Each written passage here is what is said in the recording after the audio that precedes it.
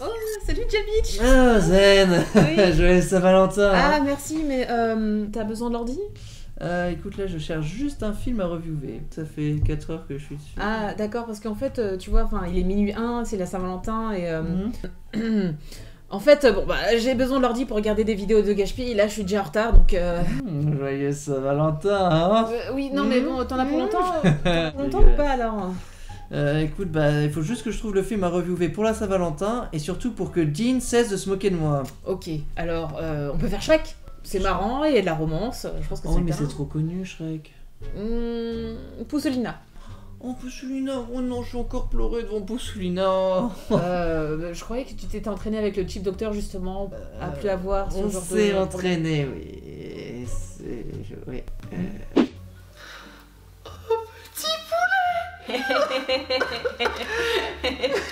Non mais ça sert à rien, faut qu'on arrête. Si je pleure devant Petit Poulet, je vais pleurer devant tout, c'est Non. mort. Non, continue. On va mettre quoi B-Movie. On va mettre B-Movie.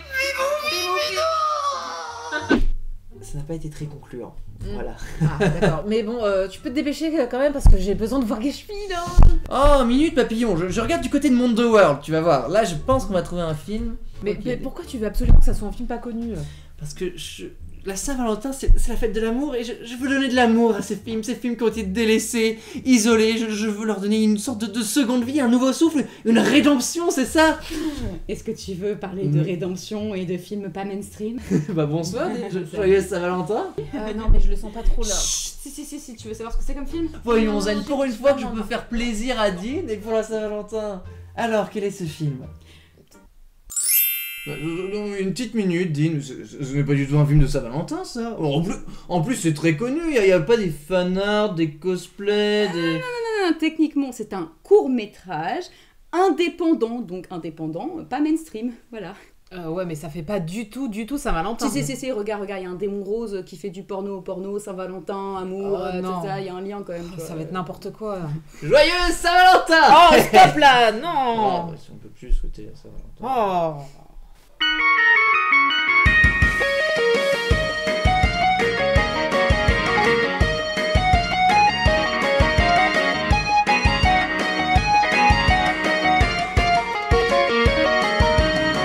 Alors, Has Been Hotel est une web-série d'animation américaine réalisée par Vivienne Medrano, alias Viv Zipop. Le pilote d'une demi-heure sur lequel on va se concentrer aujourd'hui a été posté sur la chaîne YouTube de Viv Zipop en octobre 2019. Donc ce n'est pas un film, c'est une série.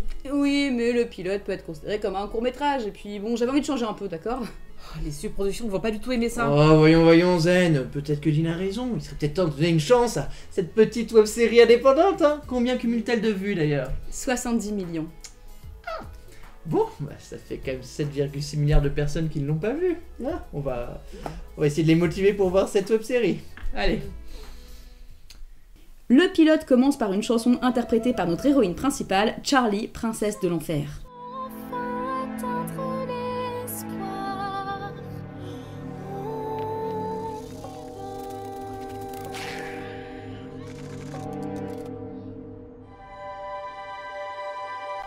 Princesse de l'enfer. Ah, je suis un peu déçue quand même, je m'attendais à un personnage un peu moins niais. Oh, je la trouve adorable, on dirait une princesse Disney. Ouais, un peu plus déprimé quand même. Bon. Oui, et puis en plus, là, Charlie, contrairement aux autres princesses Disney, elle a des vraies raisons d'être dépressive, quoi. Ah oui. Je déteste ma vie, je suis entourée que de gueux. Je déteste ma vie, mon papa il fait que de me crier dessus. Je déteste ma vie. Tous les ans, il y a une purge qui anéantit la moitié de la population de mon royaume, qui est de toute façon composé de toxicos, d'acteurs porno et de cannibales. Et en plus, personne croit en mon projet de start-up. Attends, quel projet de start-up? On y reviendra plus tard. Bref, à travers cette chanson, on comprend qu'aussi bien Charlie que le reste de ses sujets ne coulent pas vraiment des jours heureux en enfer. Et c'est là qu'apparaît notre second personnage important, Angel Dust, une sorte de démon araignée un peu pervers. Ah, Master, I do love how heated you can be. Delicious. Non, pas celui-là. Angel Dust, au moins, il propose ses services à des adultes. Merci pour le bon temps, Faudaf. Ouais, écoute. Ça reste entre nous, t'entends? Je veux pas qu'on sache que j'offre mes services à n'importe qui dans la rue. C'était de l'argent facile, Capi? Oh, non mais tout de même, qu'est-ce que c'est que ce démon de petite vertu dans un dessin animé pour enfants? Non mais moi je vais voir la production, je vais porter plainte. J-Beach, C'est quand même quoi? Non, non, il n'y a pas le J-Beach. J-Beach, c'est pas un dessin animé pour les enfants, c'est pas... Non. Ah non. Non. Non, pas du tout. Mais ça change tout. Ah ouais, dans ce cas-là, on va profiter de ce film. L'animation est très agréable, surtout sur le petit démon, au niveau de ses jambes, pas désagréable. Hein. Ok. On cerne très rapidement qui est Angel Dust, à savoir donc un démon acteur porno très connu, super sassy et qui ne se laisse pas faire. Tant de vulgarité dans une si jolie bouche. Donc ça y est, c'est un dessin animé pour adultes, donc on est obligé d'être d'une vulgarité sans nom. Bien sûr. Ouais, mais en même temps, c'est un démon qui vient en enfer, donc je pense qu'il est plus un juron près. Hein. Angel Dust et sa pote Cherry Bomb sont alors en pleine guerre contre un certain Sir Pentious, un démon qui réunit tous les stéréotypes des super vilains hyper pompeux et qui veut en gros conquérir l'enfer avec son armée de robots œufs. Spoilers, il va pas y arriver. Et là encore, ce combat sert aussi pas mal d'exposition à l'univers de la série. Et forcément, cette guerre est retransmise à la télé. Parce qu'ils ont la télé en enfer. Bien sûr. Bah oui, et même, regarde, après les comics et les vidéos musicales, ils ont même les smartphones, les réseaux sociaux et tout et tout. Et Angel Dust, dans sa chanson nymphomédiatique, il parle de son OnlyFans. Son nom... Attends, regarde. Oh! Je veux des paparazzi à mes basques toutes les nuits. Marre du CSA qui me censure dans tous les médias. OnlyFans pour mon pied, quand je dois me justifier. Cathy Killjoy s'essouffle à force de me voir Un OnlyFans, tu dis? Bon bah je vais voir ça, histoire de comprendre la construction de cet univers. Oui, mais rappelle-toi quand même qu'il faut rester objectif. Oh, c'est amusant, il y a le gage-pilleur sur OnlyFans. Quoi? Attends, fais voir. Oh, ok, tu me gardes ça en... Je te l'envoie plutôt. Oui, oui. Ah, merci. Donc, sur le plateau du JT, on retrouve Charlie et sa petite amie Vaggie. Mais pourquoi tu t'arrêtes? Je veux juste que tout le monde prenne bien le temps d'assimiler que dans ce dessin animé, il y a une lesbienne qui s'appelle Vaggie. Très classe, très classe. Et donc, Vaggie coach un petit peu Charlie qui va bientôt passer à l'antenne pour présenter son projet de start-up dont je parlais tout à l'heure, et Charlie, étant une princesse Disney, tient absolument à présenter son projet en chanson. Si tu chantais pour les convaincre? Tu savais que j'allais dire ça. Parce que je te connais, mais ne chante pas, c'est du sérieux. Mais tu sais, j'arrive beaucoup mieux à exprimer mon point de vue à travers des chansons. Chérie, la vie c'est pas une comédie musicale. Si vous permettez, j'enregistre la phrase. Ce sera très utile contre Dean plus tard. Si Après, juste comme ça, elle a pas entièrement tort, hein, les CV vidéo, c'est très à la mode en ce moment, regarde, j'en ai même fait un. Engagez-moi, engagez-moi, engagez-moi, engagez-moi, engagez-moi, engagez-moi, engagez-moi, engagez-moi, engagez-moi, engagez-moi, engagez-moi. Et c'était pour quel job? On continue. Charlie va passer à l'antenne et la présentatrice annonce sa couleur directe, personne ne croit en elle, et c'est pas parce que c'est la fille du roi de l'enfer que ça veut dire qu'elle a une chance d'y arriver. Mon temps c'est de l'argent, alors je vais être concise. Tu n'es pas ici parce que nous attendions ta venue. Tu es ici car le chef Jeffrey ne pouvait pas assurer son émission cannibale. Tu es peut-être de sang royal, mais cela n'a aucune valeur à mes yeux. Je suis bien trop riche et influente pour en avoir quelque chose à foutre des propos qu'une soi-disant princesse Ils sont tous une vulgarité. Et c'est quoi son projet en fait? Quelque chose de très très très drôle. En fait, Charlie, en tant que régente, veut trouver une solution au problème de surpopulation de l'enfer autre que la purge annuelle. Et cette solution est simple, aider les démons à trouver une rédemption et quitter ainsi l'enfer. J'adore l'idée, ça peut être que chaotiquement, délicieusement divertissant. J'ai en effet un petit doute sur le fait que les démons soient réceptifs à cette idée. Non, voyons, elle va braver les interdits de Vaggie et pousser la chansonnette et convaincre tout le monde. Vas-y, Charlie.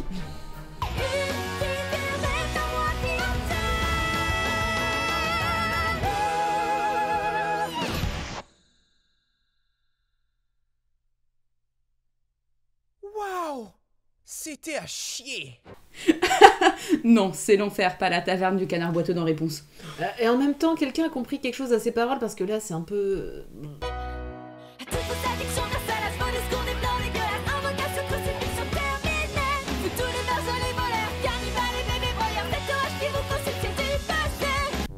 Non, mais c'est vrai que comme on ne comprend absolument pas un traître mot de ce qu'elle raconte, la réaction de ces démons, quoique très vulgaire, j'insiste, elle n'est que peu surprenante. J-Beach, regarde, revoilà Angel Dust. Ah, regarde. Merci. En fait, Angel Dust était un peu censée être le cobaye de Charlie pour son petit plan de rédemption. Elle voulait profiter de son statut d'influenceur pour montrer l'exemple et motiver les autres démons à devenir plus clean.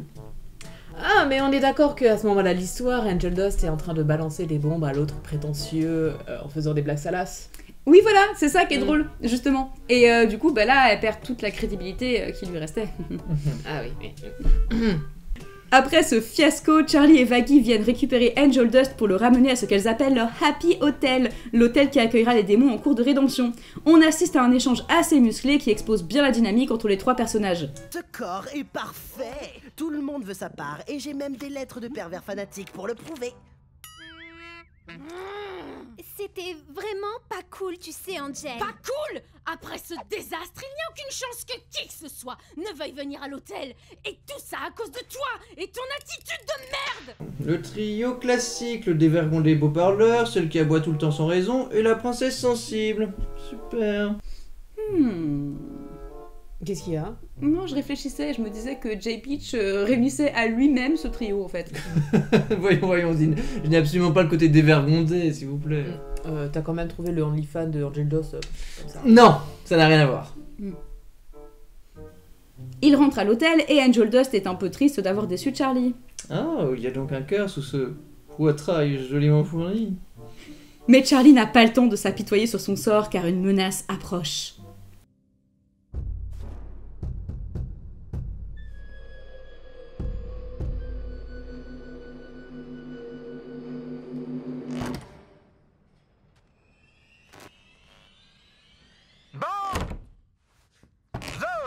Bon, c'est ton personnage préféré? Je suis très narcissique, j'aime ceux qui me ressemblent. Et donc c'est qui lui? Lui, c'est un démon si puissant et si terrifiant que personne n'ose en parler. Mais on va quand même en parler, et comme c'est le démon de la radio, musique! Mais... Non!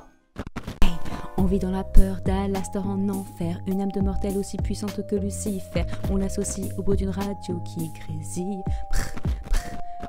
Il a renversé tous les démons des bas-fonds, transmis son exploit à la radio d'où son nom. Et malgré le fait que son expression soit polie, méfie-toi de lui, des dents aiguisées et des cornes de cerf. S'il commence à glitcher, dis adieu à tes nerfs. Il voit ton esprit et rit quand tu cries.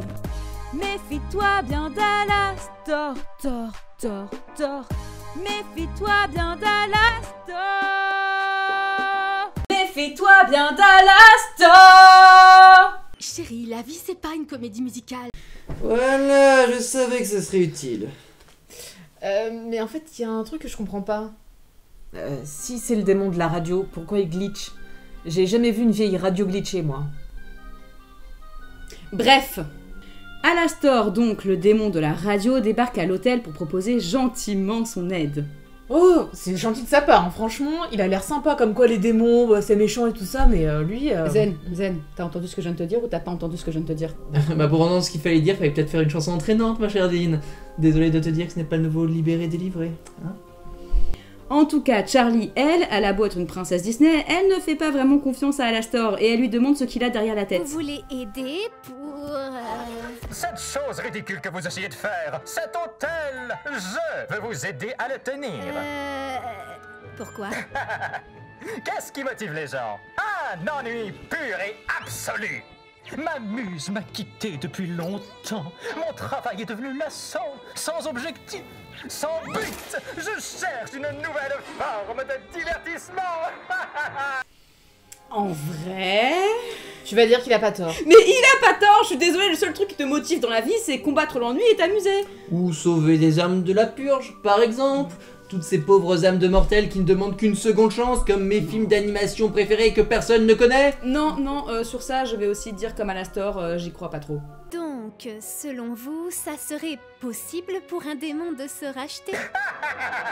Absolument pas. Quelle idée saugrenue. Oh, la rédemption en des condamnés sans humanité. Non, il est impossible pour de tels pécheurs de sauver leurs âmes. Leur chance leur a été donnée de leur vivant. Ils méritent d'être punis. On ne peut défaire ce qui est fait. Mais alors, pourquoi me venir en aide si vous ne croyez pas en ma cause? Voyez cela comme un investissement purement personnel.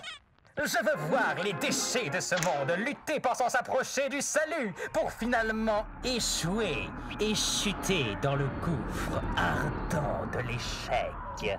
Merci, voilà, un personnage clairvoyant qui a du recul par rapport à la situation. Din, va peut-être falloir arrêter de toujours soutenir le méchant aux valeurs morales discutables, d'accord? Parce que ce qui va se passer un jour, ma pauvre enfant, c'est qu'il va y avoir un personnage issu d'un livre pour jeunesse, assoiffé de justice, qui va venir te tuer, il faudra pas demander d'où ça vient. Je dis ça, je dis rien. Donc, malgré le fait qu'Alastor soit littéralement un red flag géant et qui lui dit très clairement qu'il en a rien à faire de son projet, Charlie, qui croit en la bonté de chacun, accepte de l'inclure dans la team. Charlie, écoute. Fais pas confiance à ce tordu. C'est pas juste un sourire sur pattes. C'est un manipulateur, un être diabolique, sans espoir de salut. Et il mettra très probablement tout en œuvre pour que notre projet tombe à l'eau. On n'en sait rien. Bon, il est certes mauvais, je sais qu'il n'a sans doute pas envie de changer. Mais le but de l'hôtel, c'est de laisser sa chance à chacun et de croire que les choses iront mieux. Je ne peux pas leur tourner le dos comme ça. Je pense que tout le monde mérite une chance de devenir meilleur, donc j'accepte votre offre, à condition qu'il n'y ait pas d'arnaque ou de malédiction. Ah, ok, à 3. 1, 2, 3. Mais quel débile! Et non! Je vous ai eu, elle est pas si débile que ça en fait, parce qu'elle ne fait pas de pacte avec Alastor!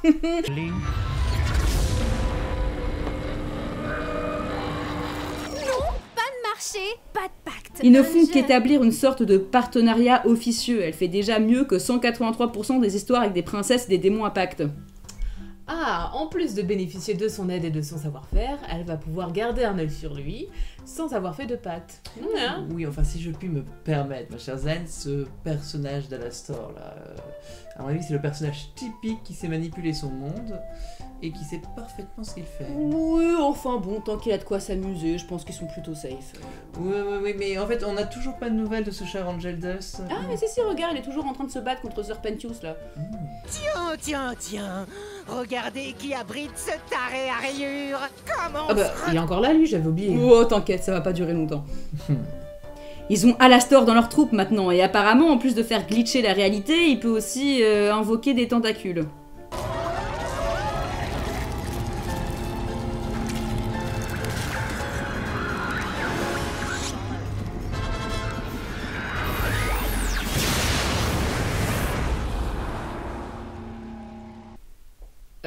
Mais quel rapport ça a avec la radio? Je sais. En fait, c'est parce que c'est grâce aux fréquences radio, il a le contrôle sur tous les méchants qu'il veut. Donc, il peut invoquer un méchant comme ça qui pop et qui apparaît. Attends, non, ou alors, avec les ondes radio, toujours, il peut, genre, essayer de fusionner sa pensée avec celle des autres et du coup, ça te donne l'illusion qu'il est des tentacules. Non, mais en fait, il a une bonne voix de radio. Donc, en fait, la voix de radio, vous voyez, ça envoûte et ça crée la forme. Elle prend la forme à travers son action. En fait, il n'y a pas besoin de formuler ce qu'il veut. Il suffit. Ou il est juste cheaté. Ah. Ouais, c'est peut-être ça aussi. Ouais, sûrement. Donc, Alastor bat Serpentius avec son pouvoir de la triche infinie, là. Il change le panneau Happy Hotel en Has Been Hotel, et c'est la fin du pilote. Bilan? Bah, j'aime bien, mais en fait, je trouve qu'il y en a un peu trop partout. Bon, l'animation est super jolie et fluide, et j'ai beaucoup aimé les séquences musicales. Elle propose souvent un changement de style avec le reste de l'animation, comme les silhouettes genre ombre chinoise au début, et les effets de lumière qui rappellent la chanson de Facilier dans La Princesse et la Grenouille pendant la chanson d'Alastor. Mais c'est parfois un peu trop flashy, et même si le style est très original, il ne peut pas être au goût de tout le monde. Il y a aussi beaucoup de bruitages un peu cartoon qui font qu'on n'a presque jamais de moments calmes pour souffler. Le mixage son, en français en tout cas, ne permet pas toujours de comprendre ce que disent les personnages, surtout avec les chansons, même si, bon, pour un projet indépendant, c'est quand même très bien fait. J'étais un peu déçue que la princesse de l'enfer soit aussi niaise, et pour le moment, les personnages ont l'air un peu clichés. Et puis, il y avait beaucoup d'informations et ça m'a perdu, et surtout que ça n'a pas toujours de sens, comme les pouvoirs d'Alastor. Bon, écoutez, c'est vrai que comme c'est un pilote, il y a pas mal d'expositions. Mais j'ai trouvé que de manière générale, elle n'était pas trop mal exécutée. Le recours à des éléments très visuels dans la chanson d'introduction pose bien les bases, et la scène du journal télévisé aide aussi à expliquer le contexte d'une manière naturelle. Le seul bémol serait l'explication de Vaggie à propos d'Alastor à ce moment de l'histoire. On a déjà compris qu'il est puissant et peu digne de confiance, son entrée est très bien amenée, son design est suffisamment explicite. Il me semble que sa petite backstory n'était pas nécessaire et aurait pu se faire dans les prochains épisodes. Et justement, J'ai trouvé que les personnages et leur design étaient excellents. On comprend en un coup d'œil le caractère des personnages et on peut même se demander si leur apparence de démon n'a pas un lien avec qui ils étaient en tant que mortels. Et j'ai particulièrement aimé Angel Dust. Non, J-Beach, Oui. c'est le moment de mettre tes émotions de côté et de lui montrer que t'es analytique. Oui, je peux le faire. Oui, bon. Hormis le fait qu'il ne soit pas désagréable à regarder, on nous montre que derrière son côté frimeur et désinvolte se cache une souffrance. Il semble comme enfermé dans ce rôle qu'il s'est créé et on devine que la rédemption sera compliquée pour lui, mais pas impossible. Et c'est ce qui en fait un personnage fort et fragile en même temps, et avec aussi cette addiction pour la débauche. Et oh, quelle dualité, c'est assez beau. Voilà, très bien, bravo. Merci. Et sinon, à part Angel Dust... Oui, Alastor aussi est intéressant. Il a un côté un peu philosophe qui montre qu'il a beaucoup de recul face à l'enfer, aux humains et à l'existence tout entière. J'ai très envie d'ailleurs de savoir par contre quelles seront ses faiblesses, car ce genre de personnage trop puissant peut très vite devenir lassant. Et au contraire, Zen, moi j'ai apprécié le caractère de Charlie. Même si j'ai beaucoup de peine pour elle, c'est intéressant de voir un personnage de ce style qui croit en ses rêves et ses valeurs être remis un peu à sa place. Le duo Charlie et Vaggie me rappelle d'ailleurs Réponse et Cassandra dans la série Réponse, mais cette fois-ci dans un univers qui ne cédera pas devant les belles paroles de Réponse. Cela rend Charlie plus méfiante qu'une princesse Disney basique. Et bon, niveau dialogue, évidemment, le langage aurait pu être un peu plus distingué. Oui, et ce n'est pas parce que c'est pour adultes qu'il faut forcément être grossier. Ça, j'insiste. Oui, écoutez, Ouais, mais bon, dans le contexte, on peut comprendre. Oui, bon, c'est en enfer, d'accord, ça peut s'entendre. Et oui, tous les personnages ne s'expriment pas de cette manière, en effet, puisqu'il me semble d'ailleurs que Alastor n'a pas prononcé un seul juron, ce qui est plutôt agréable. Et c'est donc un épisode pilote très prometteur. Dean, je vous en prie, mettez l'épisode numéro 2. Quel épisode numéro 2 ? Bah, t'avais dit que c'était le pilote d'une web-série. Il n'y a pas d'épisode suivant. Quoi ? En fait, ce pilote a donc été publié en 2019 et il n'a encore pas eu de suite. Et pourtant, l'univers d'Azbin Hotel a immédiatement marqué la pop culture. Dès la sortie du pilote, le fandom s'est développé et on peut voir beaucoup de fanart, de cosplay, de fanfiction, de fancomics et tout ce qui fait vivre une œuvre en dehors de ce que produit le créateur. Entre-temps, des webcomics faits par la réalisatrice sont parus, racontant les backstories de Alastor et Angel Dust, ainsi que des musiques sur les personnages, dont une animée. Mais enfin, elle aurait pas pu faire un épisode 2 avant de faire des chansons? Tu sais, il n'y a pas que les chansons dans lesquelles elle s'est lancée en dehors de Hazbin Hotel. Et oui, entre-temps, elle a aussi sorti une série spin-off, Hell of a Boss, qui se passe dans le même univers mais avec d'autres personnages, et cette série-là a bien plusieurs épisodes. Il y a Angel Dust dedans? Non. Et il va y avoir un épisode 2 un jour ou... Eh bien, très récemment, il a été annoncé que Hazbin Hotel avait rencontré tellement de succès que la série a été rachetée par un studio A24 qui va donc en faire une série télé. C'est un véritable exploit parce que c'est très rare qu'un studio rachète une web-série d'animation indé comme ça.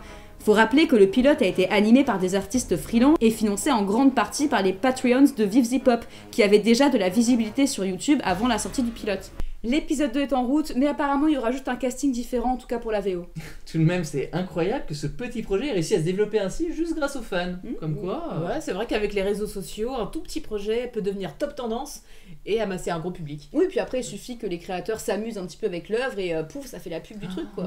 Donc vous voulez dire que si je me mets sur TikTok, c'est ça, et que je fais des vidéos sur le Prince Casse-Noisette ou Blanche-Neige et Château Hanté, il y aura une émulsion comme ça qui ramènera ces films Non, aucune chance, mais je serais ravie de te voir échouer. Et moi je serais ravi de te prouver que ça fonctionne. Oh, ouais. Joyeux Saint-Valentin. J-Beach! A few moments later.